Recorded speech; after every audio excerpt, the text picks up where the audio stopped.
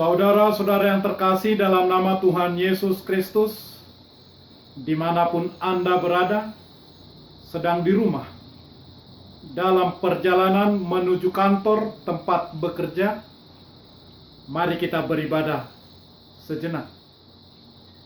Kita menyanyi Bukwende HKBP nomor 575 ayat 1. Puji madebatana sokal asangap magurna puji ma akarura duhutlung akadulung na timba dohot hasak ni galumbang sudi mamuji langiti nama say hembang, bitangi nama say torang, ombuni nama say saksak, masangapon ho udi bata, kung suholata dinga, lau mamuji ho Tuhan, nasagu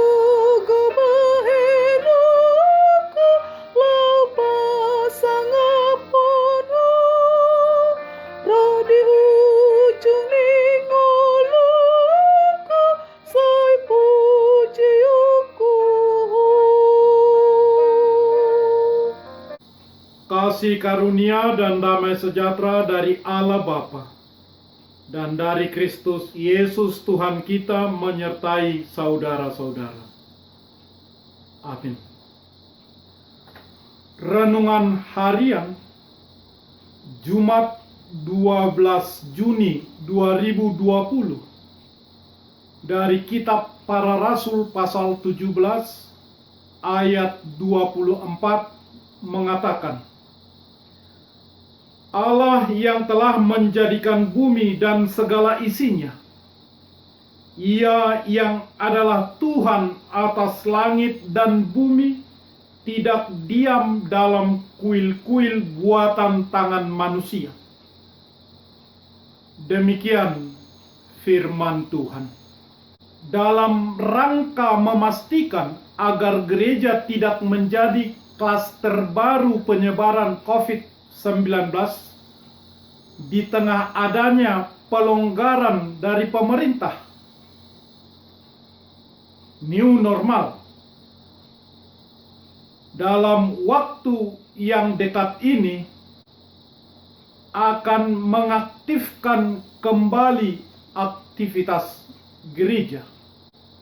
Maka sebagai jemaat, mari kita pastikan bersama-sama mengingat untuk senantiasa menaati protokoler kesehatan. Protokoler kesehatan yang wajib dilakukan adalah penerapan jarak, social distancing, physical distancing, penyediaan tempat cuci tangan dengan air yang mengalir, pemakaian penutup hidung dan mulut, hingga alat-alat pengecekan suhu tubuh. Saudara-saudara, memberitakan Injil masa kini, sekarang ini, tetap harus dilakukan dengan disiplin, ketaatan untuk kebaikan kita bersama di gereja, di rumah, di tempat kerja, atau di mana saja. Kita harus memperhatikan protokoler kesehatan. Saudara-saudara, pastikan itu untuk kebaikan kita bersama. Seorang perempuan baru menikah datang menemui ibunya.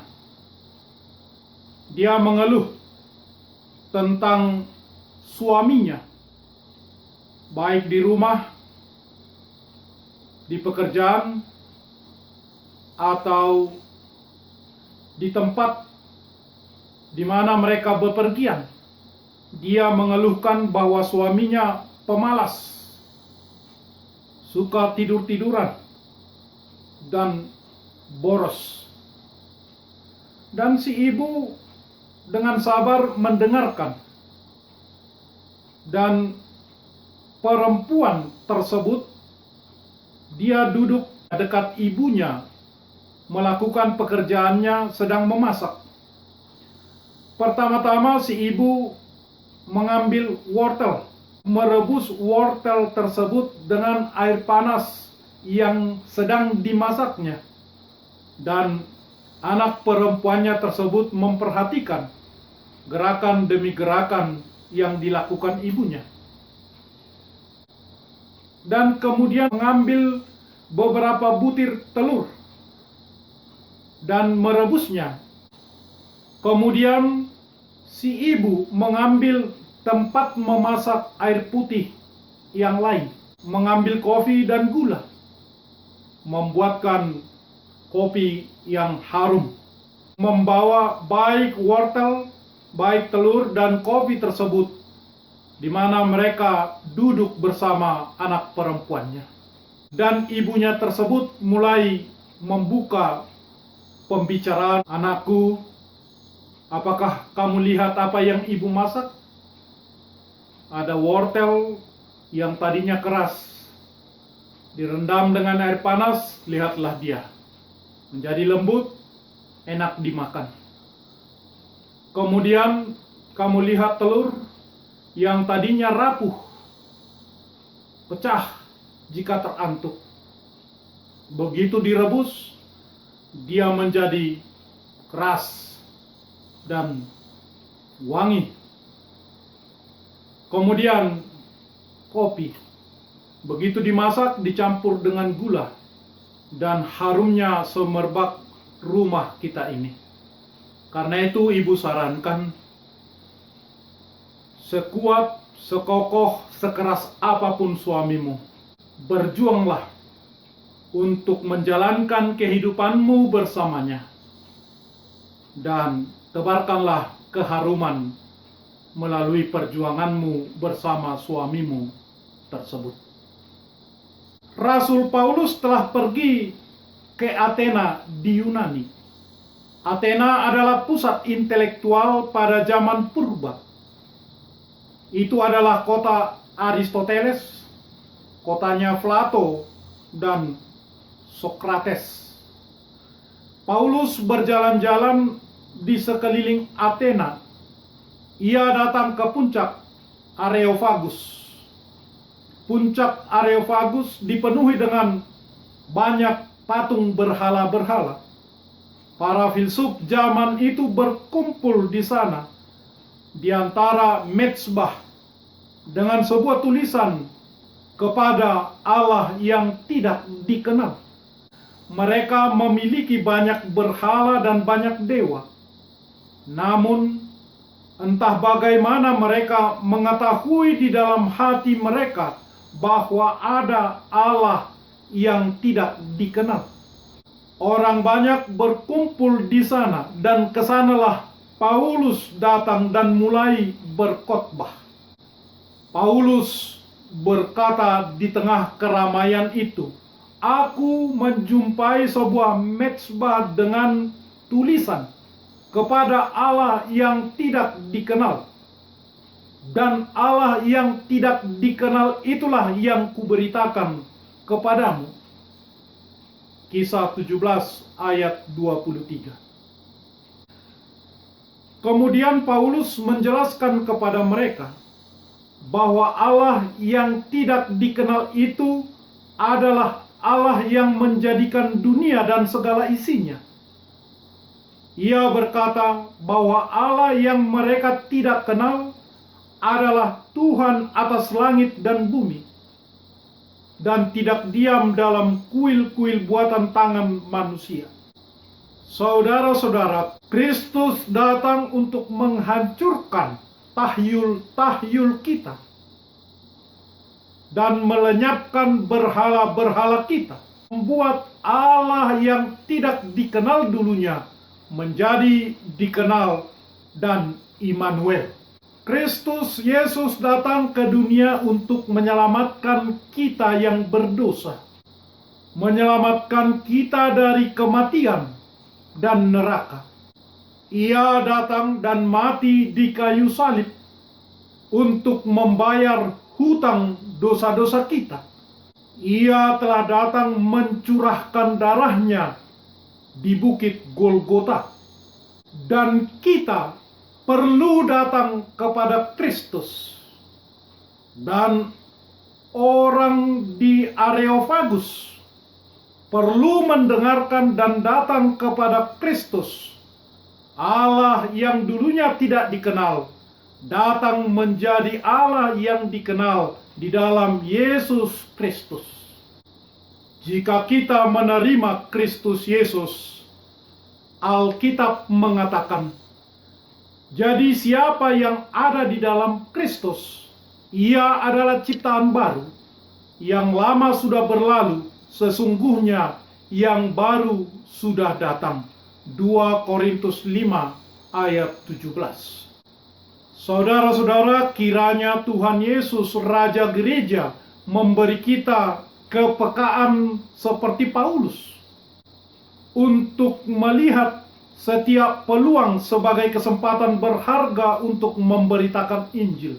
Dan sebagaimana Rasul Paulus dengan konsisten memberitakan kematian dan kebangkitan Kristus yang adalah intisari Injil, maka kita juga dalam memberitakannya meniru cara Paulus tersebut.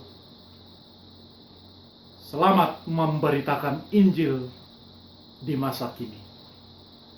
Amin. Marilah kita berdoa. Ya Tuhan Allah Bapa kami yang kekal selama-lamanya, kami mengucapkan terima kasih kepadamu karena Engkau memelihara dan memberkati seluruh ciptaan-Mu di dalam firman-Mu. Biarlah firman-Mu bekerja di dalam hati kami, di dalam Yesus Kristus Tuhan kami, supaya kami sanggup menerima pengasihan-Mu yang tak terhingga itu. Bukalah hati kami mengenal semua karunia-Mu yang memberi kami hasil pekerjaan untuk kehidupan kami sehari-hari walau di tengah terpaan pandemi coronavirus COVID-19 ini. Karena hal itu sudah kami terima semua, kami mengucapkan syukur kepadamu. Tambahkanlah berkat-Mu bagi kami, agar kami semakin rajin memuji Engkau dan memberitakan Injil-Mu di dalam situasi apapun dan kapanpun. Amin. Marilah kita menyanyi buku nyanyian HKBP nomor 575 ayat 1. Pujilah Allah Maha Agung, muliakanlah namanya. Pujilah wahai bukit dan lembah, serta gunung yang megah, serta ombak laut samudra, nyanyikan namanya. Langitnya luas terbentang, bintang nan bersinar terang, embun yang naik dan terbang, memuliakan nama-Mu Tuhan. Aku bernyanyi terus, memuliakan nama-Mu dengan segenap hatiku, memuji nama-Mu hingga Tuhan memanggilku, ku puji nama-Mu. Anugerah Tuhan kita Yesus Kristus, kasih setia Allah Bapa, dan persekutuan dengan Roh Kudus menyertai saudara-saudara. Amin.